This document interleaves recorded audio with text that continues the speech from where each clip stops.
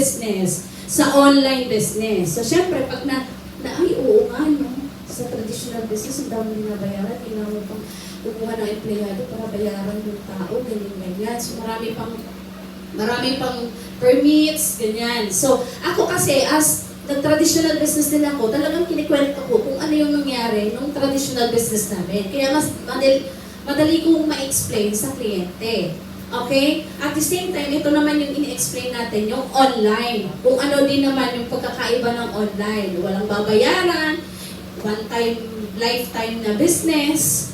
Okay? Diba? Mamumuhunan ka. Ako, in-explain ko. Ako po namuhunan. 5 kantin. Kulang pa 500,000. Samantalang ito, 200,000 na po, one-time, lifetime mo pa. Okay? And huwag po natin kalimutan na pwede po natin itong ipasa ba? O, ipamana sa natin, mga anak natin. Okay? So, nagagamit ko rin po yun. Okay? So, yun, explain how money work.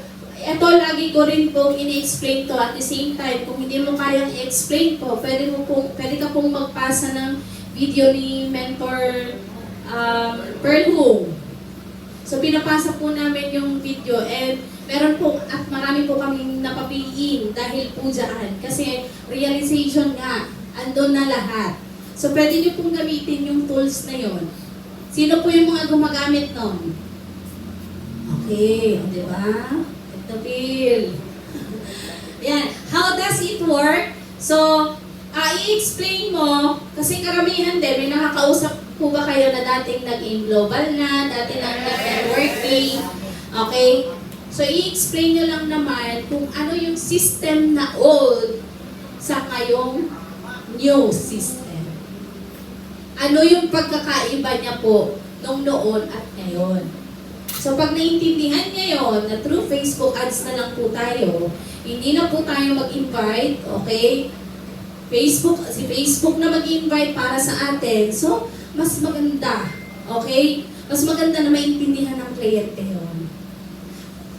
Ako, pinapakita ko rin kung paano ko. Minsan nga talagang on the spot, sabi ko, wait lang ma'am ha, ganito, tataya po ako. Magbabayad po ako kay Facebook. Okay, ganito po ako magbayad. Talagang nag-ano ko sa Gcash para makita niya talaga na nagbabayad ako kay Facebook. Minsan ganun yung ginagawa ko.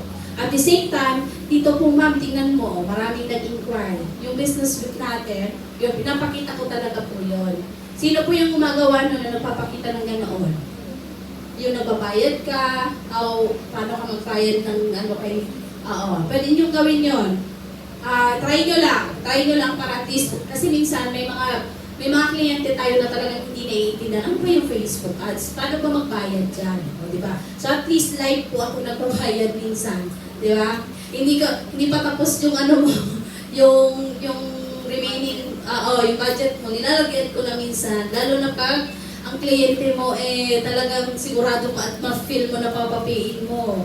Okay? So yun, diba?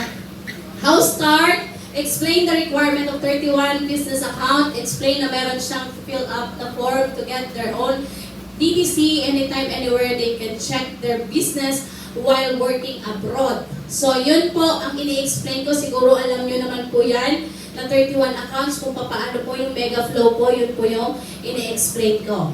Okay po? So, syempre, kailangan niya na mag-fill up na. Sino po yung nagpapa-fill up ng form? Fill up form, napaka-importante po. Minsan, ako na po mismo yung gumagawa. Pag alam ko talagang nararamdaman ko, makapayin kita, ako talaga mismo. Ma'am, o diba?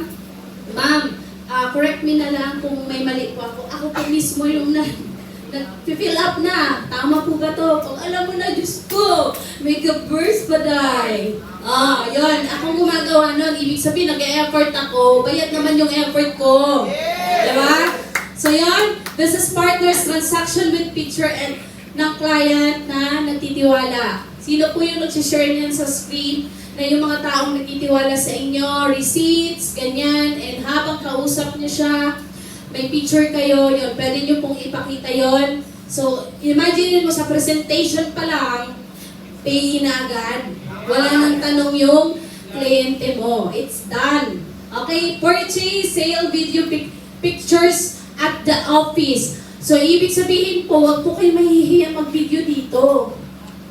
Dati pong ginagawa ko yan, pero hindi po, kumbaga walang nangyayari nung time na yon. Sabi ko, bakit hindi ko gayahin si Apboy? Nung ginaya ko yun, wala nang hiya. Doon ako magkaroon ng magandang result.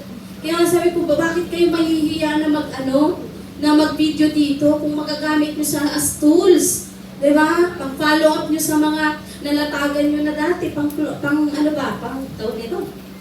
Pang-follow up. Bakit kayo sino po yung mahilig mag-video dito sa Sino mahilig mag-video dito sa office? O diba? Magdalena, tayo. Pikit ka na. Sabi niya. Diba? So, sino po yung gumagamit nun? Sino yung gumagawa nun? Bibihira na. Gawin nyo kaya yun. Huwag kayo mahiya. Oo, kasi galing na po ako dyan, pero hindi rin po ako kumita. Konti-konti lang kita ko nun. Nung ginawa ko po at sinunod ko si Apoy, bakit ka mahihiya? Puro ko to. Kaya sa akin, bakit ka mahihiya? Ano naman tayo, hindi maka-scam. At least, nagamit ko yun. Ang follow-up ko, nakakip lang sa akin yun. Diba? So, at ako kasi, pag naka-receive ako ng receipt from video, talagang report ako sa nagpadala, and then pagdating dito, gagawa ko ng video, and then sisend ko rin sa kanya. Ganun po ako, okay? So, pwede nyo pang i-follow up sa iba nyong kliyente. Tama o tama? Parang inaantok na, hindi pa inaantok. Business Partners Earnings, DTC, ng mga kumikita under my organization. Pinapakita ko rin po yung mga taong nagtiwala sa akin at yung mga taong natutulungan ko. Okay, yung DTC Live po, okay? So, marami po, meron po akong nalatagan or napresentahan